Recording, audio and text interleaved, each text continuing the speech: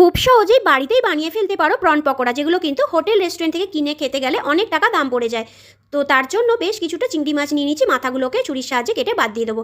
এবার মাঝখান থেকে লেজের কিছুটা ওপর অবধি এটাকে চিড়ে দেবো ছুরির সাহায্যে, এরকম ফুলের মতো করে নেবো সবগুলো চিংড়ি মাছ। এইভাবে ছোলা হয়ে গেলে ওর মধ্যে দিয়ে দেবো লেবুর রস। এখানে আমি গন্ধরাজ লেবুর রস দিয়েছি, তোমরা এমনি লেবুর রস দিলেও চলবে। এবার আদা রসুন কাঁচা লঙ্কা বাটা, গোলমরিচ গুঁড়ো দিয়ে চিংড়ি মাছগুলোকে মেখে রেখে দেবো। এবার একটা ব্যাটার তৈরি করে নেবো। তার জন্য একটা পাত্রের মধ্যে 2 চামচ বেসন, 1 চামচ চালের গুঁড়ো, 1 চামচ কর্নফ্লাওয়ার দিয়ে দেবো, স্বাদ মতো লবণ আর লঙ্কার গুঁড়ো, পরিমাণ মতো জল দিয়ে ব্যাটারটাকে খুব ভালো করে গুলে নিতে হবে।